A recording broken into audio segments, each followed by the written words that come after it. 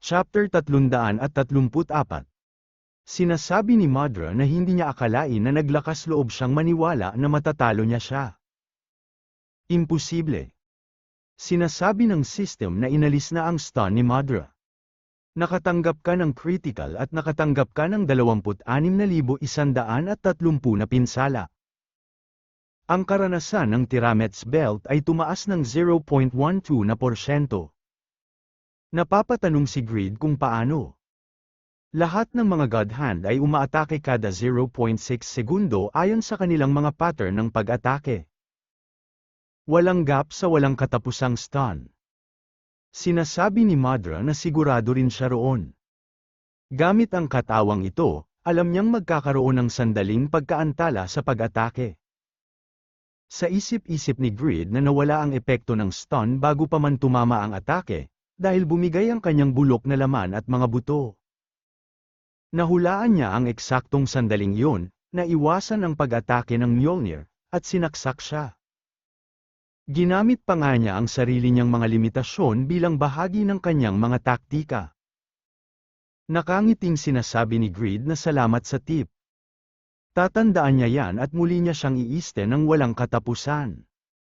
Inangat ni Madra si Greed at sinasabi nito na kung tatanggi siyang kilalanin ang kanyang mga limitasyon, matututo siya sa pamamagitan ng kanyang buhay. Nabahala naman dito si Greed at umatake na si Madra, at ginamit nito ang 200,000 Army Massacre Sword. Mabilis na inatake si Greed, at napatalsik ito at nakagawa ito ng malakas na pagsabog. Sinasabi ng system na stun ang mga God Hand. Ang karanasan ng Tiramets Belt ay tumaas ng 1%. Nakatanggap ka ng nakamamatay na pinsala.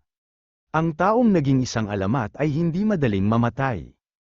Kapag nasa kritikal na antas ng kalusugan, mapipigilan mo ang lahat ng pag-atake sa loob ng 5 segundo.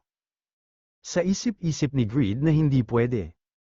Lubos niyang na-recover ang kanyang health habang siya ay natrap sa walang katapusang stun. Halos 70,000 ang health niya, katumbas sa isang top 100 tanker, pero naglaho ito sa loob lang ng 2 atake, kahit na na-activate niya pa ang immortality. Kahit para sa tagapagbantay ng huling isla, labis-labis na ang lakas nito. Ang iba ay gumagamit lang ng mga pangkaraniwang kakayahan, kaya bakit siya lang ang nakakakuha ng espesyal na Trato, na may instant at malawak ang saklaw na ultimate skills? Sinasabi ni Bram na hanggal. Hindi niya ba narinig na ang mga alamat ng Bayan ay hamina kumpara noong sila ay nabubuhay pa? Walang dahilan para maging eksepsyon si Madra. Galit na sinasabi ni Greed na ano ba ang pinagsasabi niya. Ganito ang kalagayan niya dahil sa pinsalang dulot ng instant skill niya. Halatang halata namang ultimate skill yun. Napaisip si Greed at sinasabi nito na ang kanyang sandata. Sinasabi ni Madra na makinig siya ng mabuti sa sinasabi ng iba sa kanya, Overgeared King. Ang teknik na ginamit niya kanina ay pampainit lang para sa kanya. Noong nabubuhay pa siya, ang kanyang natatanging teknik ay ang 1 million Army Massacre Sword. Nagbuntong hininga si Madra, at hinagis nito ang sandata ni Greed at sinasabi nito na nakakapanghinayang. Na ang isang taong hindi man lang kayang intindihin ang katotohanan yun ay buhay pa, at wala na siyang ibang pagpipilian. Nakangiting sinasabi ni Greed na 1 million Army Massacre Sword. Ang laki nito ay halos abot cosmos na. Isa man itong milyon o 100 milyon, pasensya na at hindi niya ito napansin. Gagawin niya ang lahat ng kanyang makakaya para hindi siya madismaya. Ang pagwawagi sa mga sitwasyong tulad nito ay kanyang espesyalidad.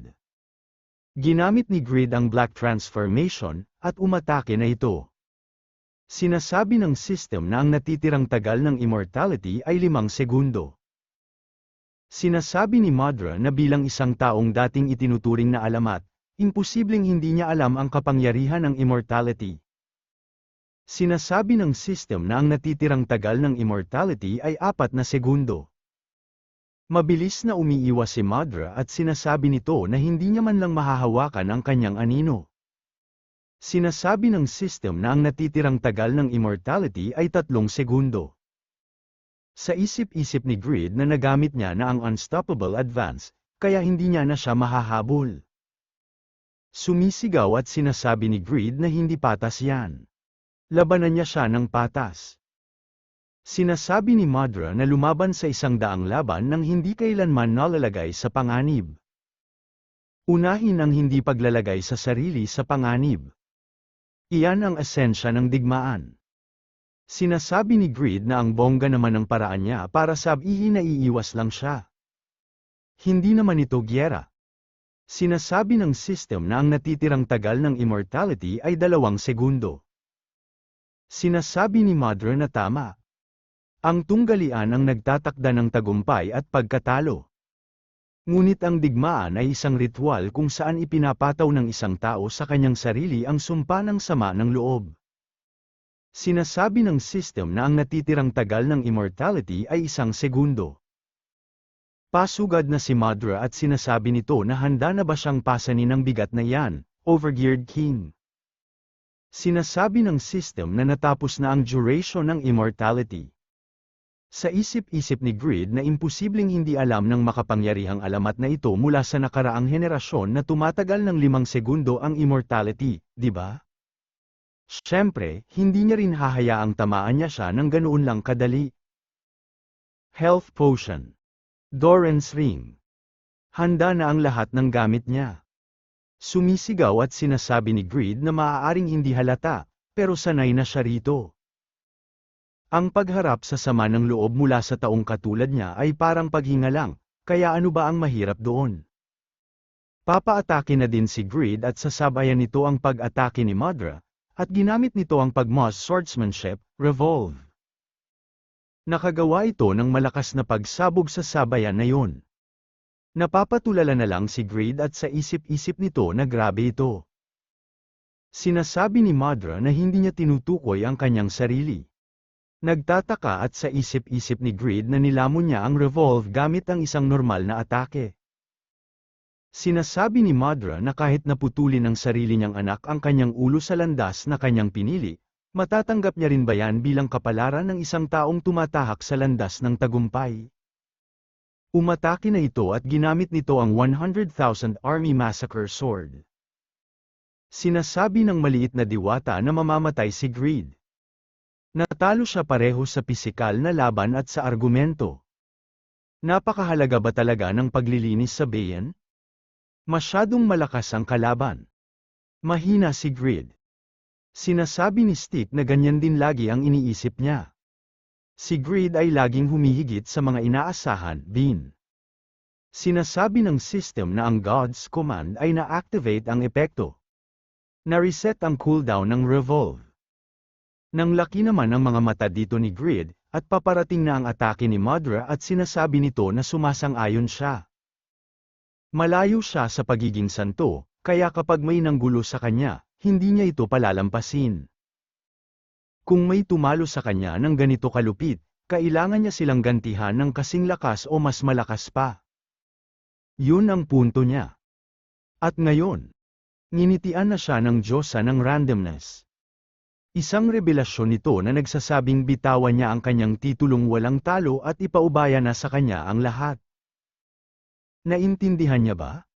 Sa isip-isip ni Madra na yung swordsmanship na nagbabalik ng teknik ng kalaban, na isa pang beses. Nag-counter-attack si Grid at ginamit ulit nito ang pagma swordsmanship, revolve. Sinasabi ng system na nagdulot ka ng 1,435,900 na pinsala.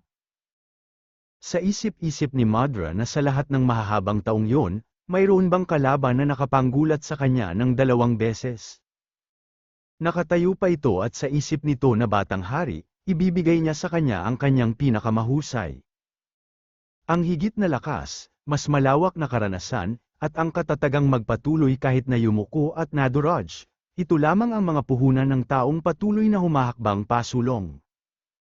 Sinasabi ni Madra na ang Bayan na ito ang huling kuta laban sa mga dakilang demonyo. Masyado pa siyang padalos-dalos para ipasa sa kanya ang misyong ito. Umalis muna siya at bumalik matapos itong makakuha ng karagdagang karanasan. Papaatake na ulit ito, at ginamit nito ang 300,000 Army Massacre Sword. Hindi niya na ito natuloy, at bigla na lang naputol ang kanyang braso. Nagtataka at sa isip-isip ni Greed na ito na ang hangganan ng kanyang katawan. Hindi na kaya ng katawan ni Madra ang lakas ng kanyang kasanayan sa espada. Ito na ang huling pagkakataon niya para pabagsakin si Madra. Dali-dali na umatake si Greed at ginamit nito ang pagmas swordsmanship, transcended links. Sinasabi ng system na nagdulot ka ng 21,560 na pinsala sa target. Ang Elphinstone's Ring ay na-activate ang option effect. Naka-recover ka ng 2,587 health. Ang karanasan ng Elphinstone's Ring ay tumaas ng 0.2%. Nagdulot ka ng 26,250, 24,100, 29,100 na pinsala. Nagdulot ka ng 24,010, 26,500, 29,100 pinsala. Nagdulot ka ng isang critical, at ang Black Flame ay sumabog. Nagdulot ka ng critical at ang Red Lightning ay pinatawag.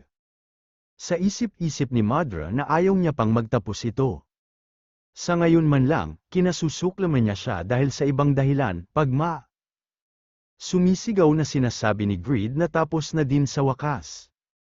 Nawasak na lang ang katawan ni Madra at naglaho na lang ito sa kawalan.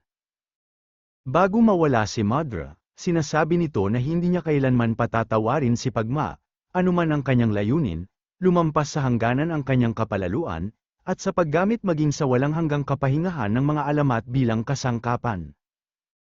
Ngunit ang sama ng loob ay wala kundi alikabok lamang ng kalawakan, sa harap ng isang mas dakilang layunin. Tungkulin ng isang dakilang bundok na harangan ang bagyo hanggang sa mamukadkad ang mga ligaw na bulaklak sa lambak. Kung ang misyong ibinigay sa kanila ay para sa kapakanan ng kinabukasan, kailangan nilang tanggapin ang anumang hirap.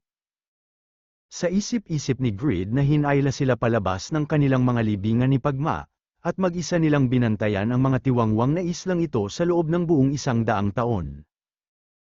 Hindi niya man lang kayang isipin ang kanilang pag-iisa at pagdurusa. Sa kabila ng galit dahil ninakaw ang kanilang pahinga, pinili nilang maging pananggalang para sa mundo. Napakahusay na pakiramdam ng responsibilidad. Sinasabi ni Madra na isang napakalaking karangalan na ang bawat araw na kanyang tiniis ay naging isa pang araw para sa mundo, pero totoo ring inaabangan niyang makalaban ng isang taong sa wakas ay makapagbibigay sa kanya ng pagkakataong ilabas ang lahat. Salamat Overgeared King. Ngayon, ang huling araw niya, ang pinakamasayang araw sa nakalipas na 100 taon. Nakangiting sinasabi ni Greed na maaaring wala siyang gaanong tiwala sa kanya, pero gagawin niya ang kanyang makakaya. Rest and peace, undefeated King Madra. Sinasabi ng system na ang ika-66 na isla, ang huling isla ng Bayan Archipelago, ay na-purified. Sinasabi ni Madra na ang alamat ng bagong panahon. Nabayaran na ng kahalili ni Pagma ang maliit na bahagi ng kanyang utang. Bibigyan niya siya ng isang maliit na regalo. Sa isip-isip ni Greed na hindi ito patibong, di ba? Sinasabi ni Madra na ang lupang ito ay orihinal na lugar kung saan pinanatili ng mga alamat ng nakaraan at kasalukuyang henerasyon ang kanilang ugnayan sa isa't isa. Umaasa siyang matatanggap ng batang Wildflower ang pagpapala ng hininga, lakas, at karunungan ng mga naunang henerasyon. Hawakan niya ang mga ugat na iyan at maging isang dakilang bundok. Sa maluwalhating kalawakan ng mga bituin kung saan maging ang araw ay yumuyuko, isang pahingahan kung saan nananatiling humihinga ang mga bayaning naging alamat, ang kanyang pangalan, natatayo sa tabi ng sa kanila, ay iuukit sa liwanag ng mga bituin. Ito ang Bayan Archipelago, ang Hall of Fame ng mga alamat.